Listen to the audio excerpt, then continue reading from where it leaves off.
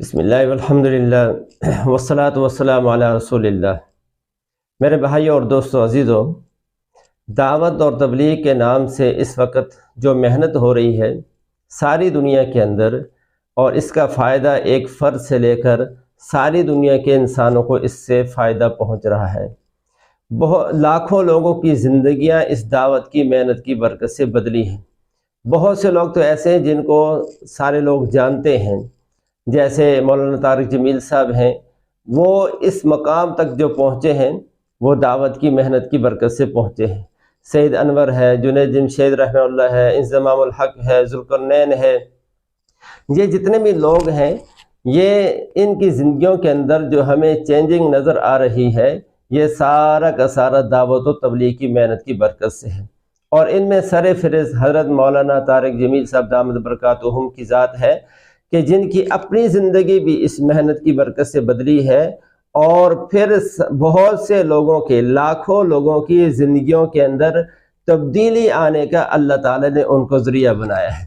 ان کی زندگی جو بدلی ہے، وہ کالج میں پڑھنے والے تھے، نوجوان تھے، کٹار بجاتے تھے، عام نوجوانوں کی زندگی جیسے ہوتی ایسی ان کی زندگی تھی۔ ایک دعوت میں لگے ہوئے ایک نوجوان کی محنت کی برکت سے اللہ تعالی نے ان کے رخ کو بدلا ہے، اور پھر اللہ جل جلالہ ان کو آج اس مقام تک پہنچایا ہے کہ وہ لاکھوں لوگوں کی زندگیاں بدلنے کا ذریعہ بن رہے ہیں۔ اور یہ دعوت کی محنت ایک فرد سے لے کر پوری دنیا کو سامنے رکھ کر محنت ہو رہی ہے۔ ایک فرد پر بھی محنت ہو رہی ہے، ایک محلے پر بھی محنت ہو رہی ہے، ایک گاؤں پر بھی محنت ہو رہی ہے، شہر میں بھی محنت ہو رہی ہے، اور پھر اپنے ملک کی سطح پر بھی محنت کی ترتیب ہے، اور پوری دنیا کو سامنے رکھ کر اس دعوت کی محنت کی ایک نظم، ایک ترتیب بنی ہوئی ہے۔ کل سوشل میڈیا پر ایک ویڈیو جو ہے وہ اپلوڈ ہوئی مفتی فضل ہمدرد صاحب کی طرف سے، اور ان سے کسی نے دعوت کی محنت کے بارے میں پوچھا کہ آپ کی رائے تبلیغ کی محنت کے بارے میں کیا ہے، تو انہوں نے اس پر جو تبصرہ کیا ہے، دعوت تبلیغ وہ اس میں جو شخص جاتا ہے، اگر وہ بریلوی ہو اور وہ چلا جائے، اور ہم نے خود اپنی آنکھوں سے دیکھا ہے کہ ہمارے دوست احباب میں، متعلقین میں جو بریلوی تھے، اگر وہ ان میں گئے ہیں تو اس کے بعد وہ واپس آ کر گھر میں وہ 11ویں نہیں مناتے، وہ کہتے ہیں کہ جی بس یہ نہیں مناؤ، یہ سب غیر اللہ کے نام پہ نظر و نیاز ہے، یعنی ان کے عقیدے چینج ہو جاتے ہیں، اور وہ مزارات پہ جانے کو بالکل شرک قرار دینے لگ جاتے ہیں۔ دعوت تبلیغ میں جانے کے بعد اگر ایک شخص بریلوی ہو تو اس کا مطلب یہ ہے کہ دعوت تبلیغ میں کچھ فرقوں کی دعوت دی جاتی ہے۔ آپ مجھے بتائیے کہ رسول اللہ کی سیرت کے اندر صلی اللہ علیہ وآلہ وسلم کیا آپ کو یہ چیز نظر آئے گی کہ آپ نے لوگوں کے پاس جا کر وہاں بھرے مجمع کے اندر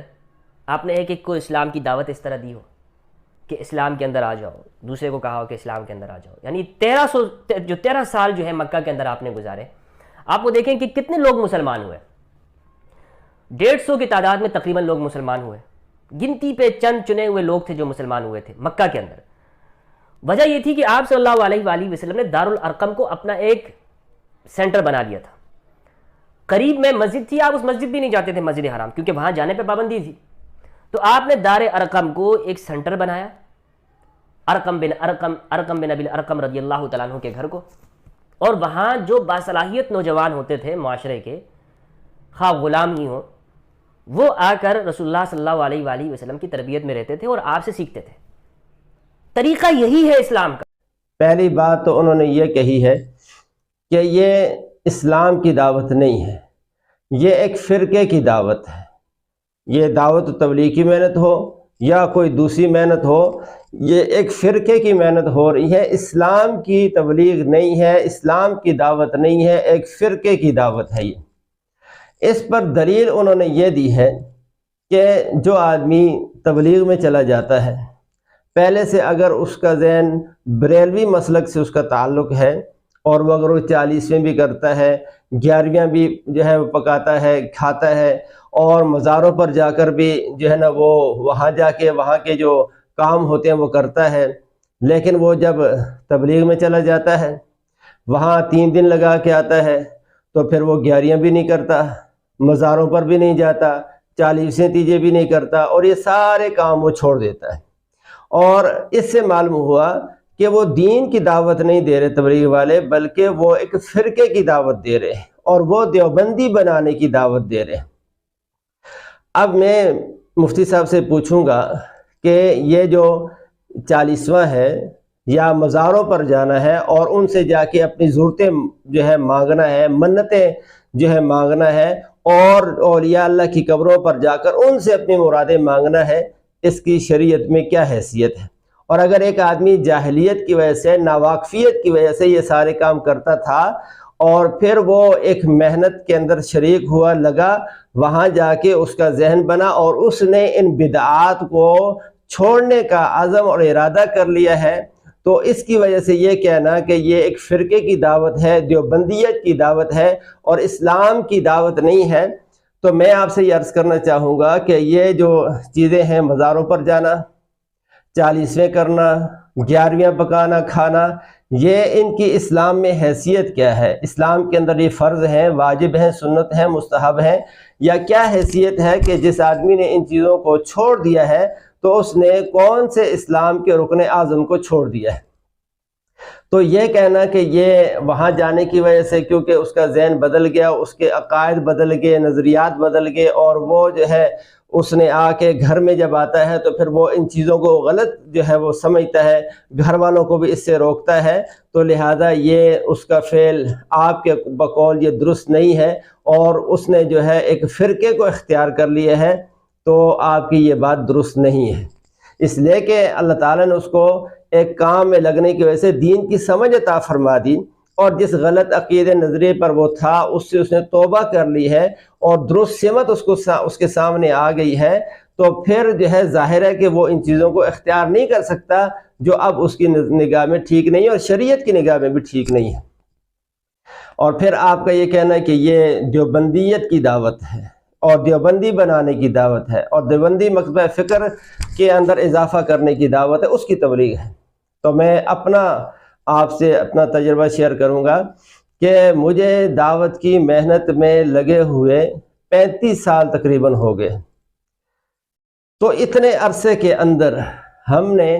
کبھی بھی دعوت کی محنت کے اندر لگے ہوئے اپنے بڑوں سے، رائے کے ممبر سے، کسی مرکز سے، کبھی ہم نے دیوبندیت کا نام تک نہیں سنا۔ آپ کہہ رہے ہیں کہ دیوبندیت کی محنت ہو رہی ہے یا دیوبندی بنانے کی محنت ہو رہی ہے، تو پہلی بات ہے کہ دیوبند بھی کوئی فرقہ نہیں ہے،